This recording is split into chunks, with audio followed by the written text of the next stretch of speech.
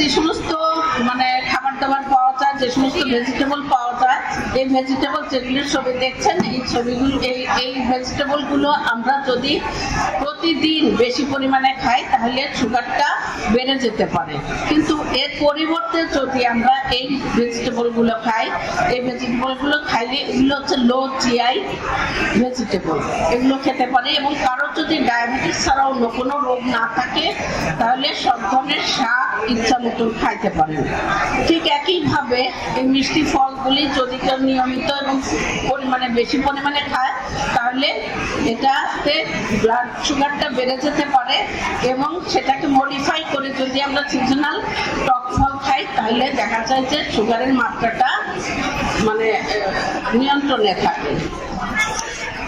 এছাড়াও free sugar, যেটা চিনি, গুড়, মধু এবং এই তিনটা জিনিসের তৈরি যত খাবার আছে সেই খাবারগুলোকে অ্যাভয়েড করতে হবে। বিকল্প চিনি, যেটা মানে ডায়াবেটিসের চিনি বলা হয়, সেই জিনিসটাকে অ্যাভয়েড করাই ভালো। এছাড়াও আরো কিছু জিনিস অ্যাভয়েড করতে হবে, সেটা হচ্ছে পান, বিড়ি, সিগারেট এবং ফাস্ট ফুড, সেটাকে অ্যাভয়েড করে চলাই ভালো।